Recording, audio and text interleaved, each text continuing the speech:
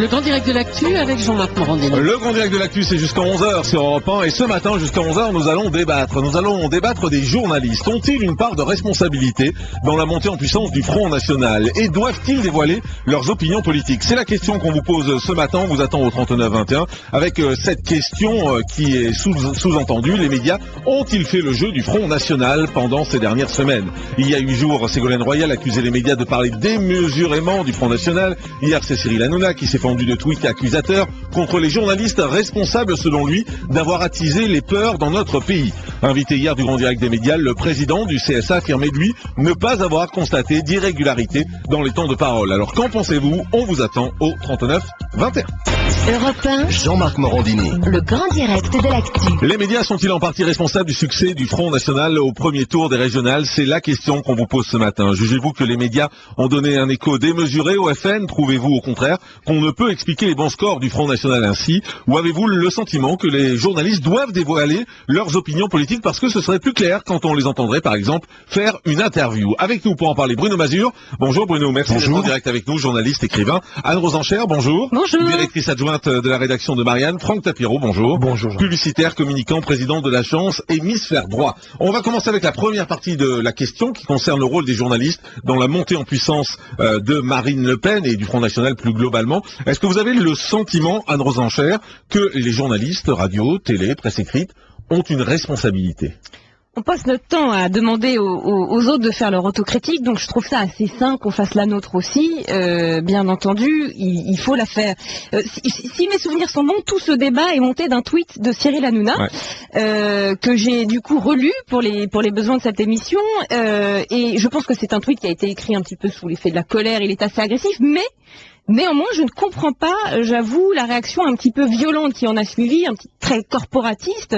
J'accepte que moi... On va dire les choses, c'est que dans les rédactions, tout le monde était furax hier de ce tweet. Et hier soir, Cyril Hanouna, malgré le fait qu'il ait été écrit la veille sur le coup de la colère, a dit « je maintiens mot pour mot tout ce que j'ai écrit ». Oui, alors bon, après, il y a plusieurs choses dans son tweet, on y reviendra peut-être. Moi, je ne crois pas que ce soit parce qu'on a instauré un climat anxiogène.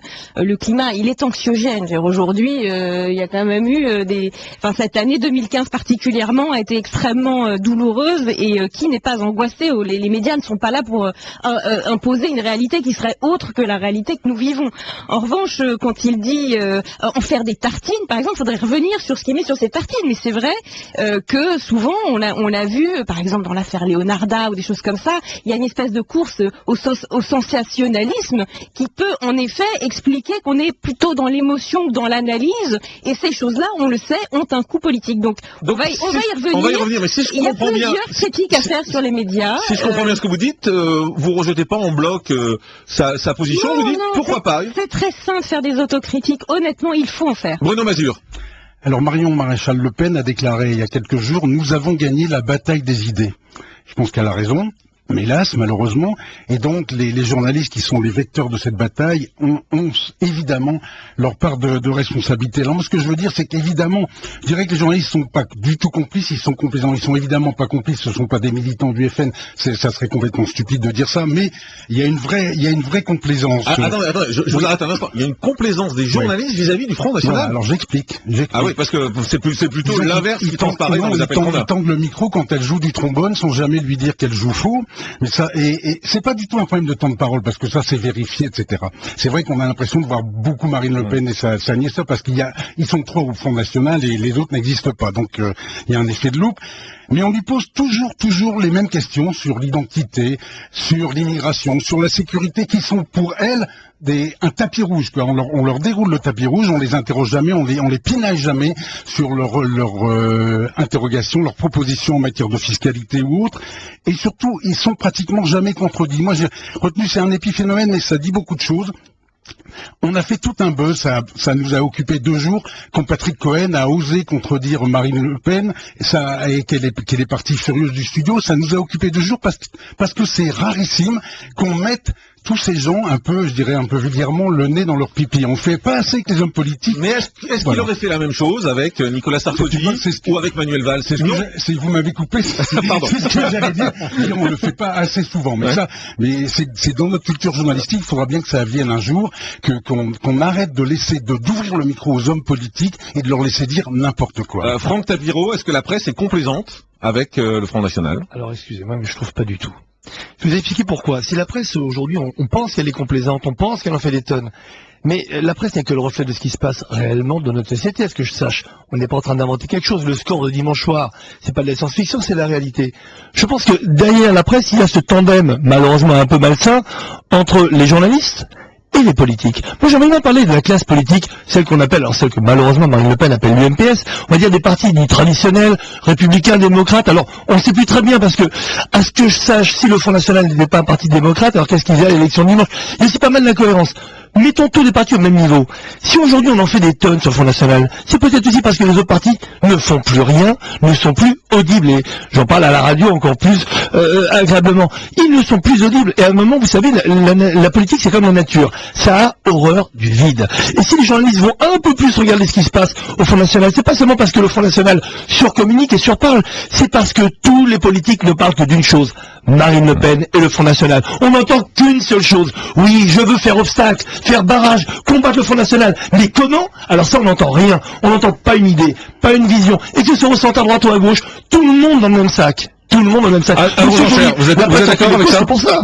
Non, mais ce que je voulais dire, oui, c'est que, désolé, ce n'est pas du tout une réaction corporatiste comme j'ai essayé de vous l'expliquer au début. J'essaye d'avancer dans ce débat sans corporatisme. Mais sur la question de comment on traite le Front National dans les rédactions, en tout cas, je peux vous dire à Marianne, mais je suis sûre que c'est le cas ailleurs. On essaye de faire au mieux. On essaye d'être le plus efficace possible. On se pose plein de questions. Ne pas en parler, ça fait le jeu du Front National. Trop en parler, ça fait le jeu du Front National. Il y a un moment, si vous voulez, le Front National n'a pas besoin de nous pour avancer. Alors, il se nourrit de tout. Je vous pose la question autrement. Est-ce que vous traitez le Front National comme les autres partis? Oui, on essaye de traiter le Front National, en tout cas pour ce qui est de l'analyse, d'aller vérifier, de faire comme les autres partis. Après, bien entendu, chaque journaliste a des convictions et il y a des lignes de journaux. La ligne de Marianne n'est pas une ligne pro-Front National. Voilà. Ah bon? Et, oui. donc ça n'aura, j'espère pas, échapper à nos lecteurs. Voilà, maintenant on essaye de faire notre boulot le plus honnêtement possible, qu'on fasse parfois des erreurs, mais moi, mon autocritique, si vous voulez, là où je peux éventuellement où je peux plaider coupable, c'est plutôt sur le reste, parfois, c'est sûr. Comme je vous le disais, la course au sensationnalisme, alors que parfois il faudrait être plus dans l'analyse ou dans le débat, ce que disait Bruno Mazur tout à l'heure. C'est dans le fait de ne jamais laisser la parole aux alternatives. Souvent, tout ce qui essaye d'émerger autre que droite, que PS, UMP, on regarde avec un petit air égrillard, on se moque, on laisse pas la parole. Alors que on en appelle toujours à ce qu'il y ait enfin d'autres alternatives qui naissent. On a une responsabilité là-dedans aussi. Alors on va aller au standard d'Europe 1 39-21. On va prendre Jean tout d'abord. Bonjour Jean. Oui, bonjour à tous, bonjour toute l'équipe. Bienvenue sur Europe 1. Vous avez commencé en disant ce sujet me passionne. Alors allez-y. C'est vrai que ce sujet me passionne parce que à chaque fois que je vous écoute, rassurez-vous, j'ai beaucoup de sympathie pour vous tous, je vous écoute très régulièrement et je voudrais vraiment commencer par ça. Oui, quand je vous écoute, j'aime bien l'écouter avec mon décodeur, c'est-à-dire me dire, franchement, ils sont pas objectifs vraiment. Il y a toujours un prisme à travers duquel vous faites vos interventions, vos analyses, etc. L'impartialité du journaliste et des médias en général est un très vieux débat. Ça n'a rien de nouveau. Donc, poser la question, c'est bien, mais ça a déjà été vu. Encore une fois, je reviens à Europe 1 avec beaucoup de sympathie, si vous me permettez, ne me coupez pas. Si vous écoutez cette émission, vous savez que j'ai jamais coupé personne. Oui, c'est vrai, je vous taquine. De quoi va parler Canteloup? J'aime beaucoup Canteloup, il est extrêmement talentueux, je l'apprécie beaucoup. De quoi va-t-il parler demain matin? Vous voulez que je vous dise? Du père Le Pen, de la fille Le Pen, de Marie-Maréchal Le Pen, je vous le jure. On fait un pari? Oui. Bon, premièrement. Deuxièmement, vous écoutiez Michel Field, qui comme par hasard vient d'être nommé au poste que vous savez, en travail de tour, c'est toujours très amusant. Bon, on précise pour les auditeurs qui n'ont pas suivi, c'est le nouveau patron de l'info du groupe France Télé. Ouais. Bon, alors ça montre bien la couleur, évidemment. On connaît l'hygiène publique. Bien. Reconnaissez que Mediapolis, c'est très très très orienté. Repassez dans les dernières années toutes les émissions Mediapolis et écoutez-le à travers le prisme dont je vous parlais tout à l'heure. Vous verrez que c'est spectaculaire la façon dont l'information est traitée. Sarkozy a été descendu en flammes, etc. Je suis très loin des partis, franchement. Alors, Jean, je vous arrête parce que c'est bien qu'il y ait un dialogue. Bruno Mazur réagissait quand vous parliez de Michel Field à France Télé en disant que voilà, ça montrait assez la couleur du service public. Ouais, non, enfin, on tombe vraiment dans les caricatures un peu. Michel Field est un très ancien trotskiste, mais c'était il y a 50 ans. Et franchement, maintenant, vous trouverez beaucoup de journalistes qui disent, qui affirment qu'ils roulent à droite, quoi. Donc, c'est tellement facile de cataloguer. Police, s'il vous plaît. Réécoutez Mediapolis. Oui. Bon. Alors par contre, à Europa, vous avez une émission qui est fantastique, c'est avec Catherine Naine et Gérard Carrérou, etc. Où là, il y a une vraie synthèse. Les petites phrases, les buzz, Catherine tout ça, on est exclu. Comment?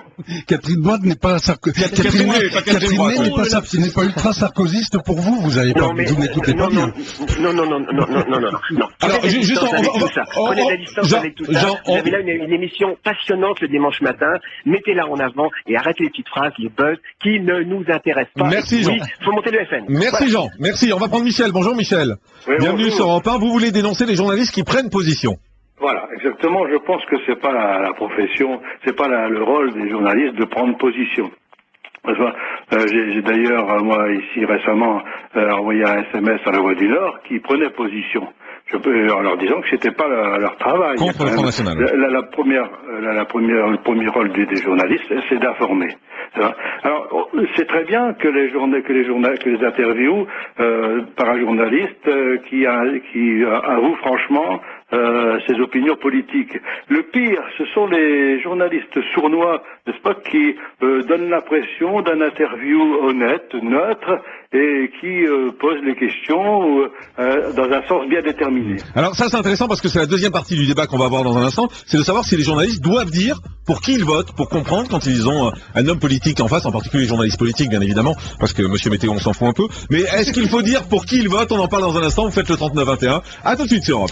Beaucoup d'appels qui nous arrivent à propos de la Voix du Nord. Vous en souvenez, la Voix du Nord a pris position contre le Front National. Je voudrais qu'on en prenne deux, qui sont un peu le reflet de ce qu'on a au standard. C'est Olivier tout d'abord. Bonjour Olivier. Oui, bonjour Jean-Marc. Bienvenue sur Europe 1. Vous vouliez nous parler des prises de position de la Voix du Nord contre le Front National. C'est extraordinaire. Est-ce qu'il y a un autre journal aujourd'hui en France qui a pris position comme ça pour contre un autre parti? Aucun. Et surtout, en plus, la campagne électorale était terminée. C'était 3-4 jours avant l'élection, donc plus aucun homme politique n'a le droit de parler. Et la Voix du Nord prend carrément parti, dire votez tous contre le Front National. Et je trouve ça extraordinaire. André Ancien, vous disiez que le Monde avait pris parti. Le Monde a pris position, oui, bien sûr. Mais peut-être, mais pas en première page. Pas en première page. C'était l'éditorial de son directeur de la rédaction. Laissez-moi juste dire. Je pense qu'il y a beaucoup de journalistes qui ont oublié quelque chose qui est important, ce que disait Albert Londres, quand même le patron des journalistes, le sein des journalistes, disait notre métier n'est pas de faire plaisir ou de déplaire, il est de porter la plume dans la plaie. Donc leurs opinions, on s'en fout. Moi, je veux qu'ils relatent les faits. Je veux pas qu'ils m'expliquent. Je veux comprendre tout ça. Je veux juste qu'ils relatent les faits. Et aujourd'hui, la Voix du Nord, je trouve, est hors limite. Olivier, comme la dépêche qui appartient à Monsieur Bellet, elle est hors limite. Ce sont des journaux qui sont hors limite. Juste Olivier, à les écouter. Alors attendez, Anne et après juste une seconde, parce que vous citiez Albert Londres, je vous cite Albert Camus qui disait le goût de la vérité n'empêche pas de prendre parti.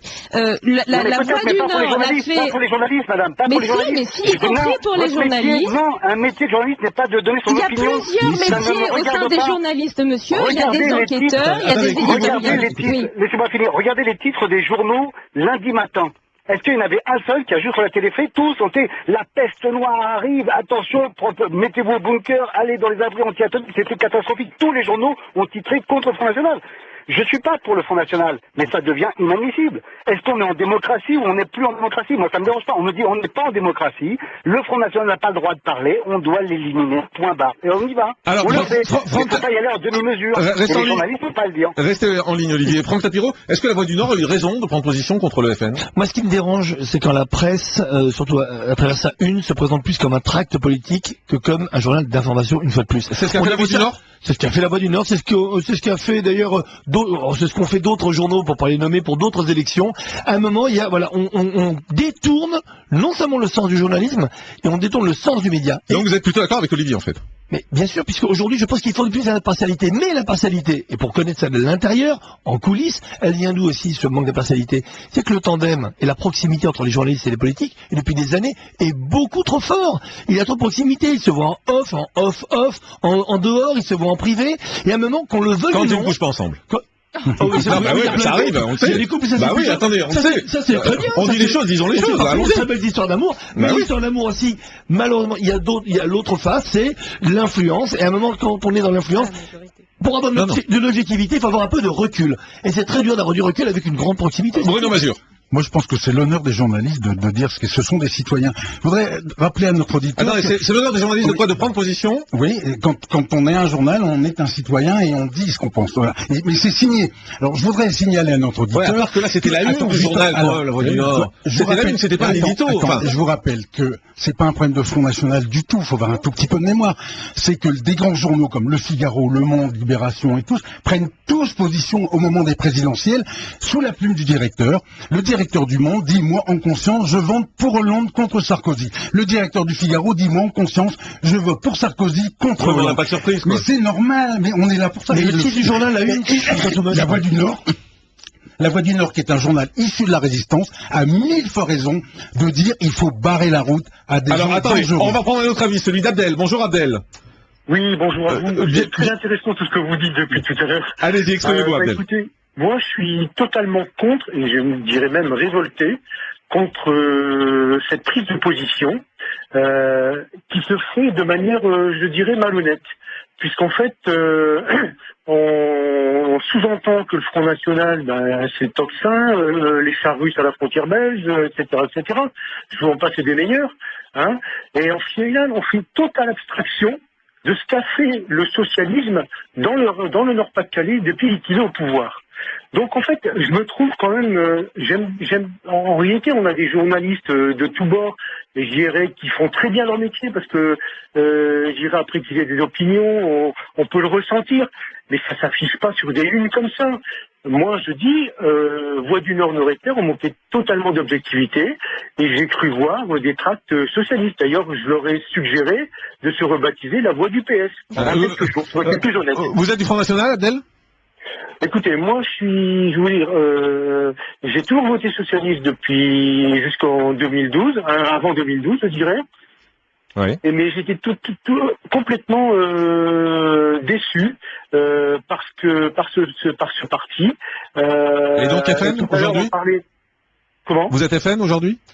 Ah oui, tout à fait. D'accord. J'étais FN, je votais tout simplement. Bien sûr, oui. Et là maintenant, je suis devenu, depuis j'ai vu La Voix du Nord et tous les journaux notamment les journaux de ma région, qui se positionnent de cette manière-là, je suis devenu Front National actif. Alors, Bruno Mazur vous répond. Abdel, reste en ligne. Oui, Moi, bonjour. je suis un Lillois natif de Lille. J'ai appris à lire en lisant La Voix du Nord. Et je voudrais dire que La Voix du Nord, ce que vous dites n'est pas exact. La Voix du Nord a beaucoup enquêté sur toutes les magouilles du PS. Et il y en a eu beaucoup dans le Pas-de-Calais qui étaient... Eh ben oui, donc voilà, c'est pas du tout le porte-parole. Excusez-moi, j'ai vu un journaliste. C'est pas du tout, La Voix du Nord est pas du tout le porte-parole du PS, c'est complètement idiot. Et ce que je voudrais dire, idiot aujourd'hui sur le terme, c'est... Abdel vous dit en prenant position ainsi, ils ont fait monter le Front National. Non, monsieur, écoutez, monsieur, vous dites que c'est complètement idiot. Non, c'est pas complètement idiot, c'est réel. Mais j'ai eu une discussion avec un journaliste de La Voix du Nord, et j'ai dit, La Voix du Nord, je l'aime bien. J'aime bien La Voix du Nord, c'est mon journal. Mais pour ce coup-là, et je dis pour ce coup-là, ils n'ont pas été à la hauteur de notre Alors, attente. Bruno Mazur vous répond. Moi, je persiste et signe, je trouve ça extrêmement courageux, d'autant plus courageux que, si j'en crois les chiffres, ils vont perdre, à partir de lundi, 40% de leurs lecteurs, tout de même. Donc, chapeau. Mais Voilà. vous n'êtes pas d'accord, vous voyez Abdel qui nous dit, moi, quand j'ai vu La Voix du Nord prendre position ainsi, je me suis dit, ben voilà, je vais militer pour le Front National parce que c'est pas normal. C'est la différence, c'est-à-dire le coup politique. Que La Voix du Nord le fasse en son âme et conscience, c'est bien, je veux dire, après, on peut discuter ou pas. Maintenant que, en effet, il puisse y avoir désormais un unanimisme des élites dont j'ai parlé tout à l'heure et qui pousse certains plutôt et qui renforce certains dans leur volonté de voter Front National, c'est vrai. Donc, mais qu'est-ce que vous voulez faire? Vous voulez quand même abandonner vos idéaux pour ça? C'est assez courageux, mais je comprends tout à fait Abdel et je comprends d'autres électeurs quand ils nous disent, à force de nous stigmatiser, ça nous fait plutôt, ça nous renforce. Bon, bah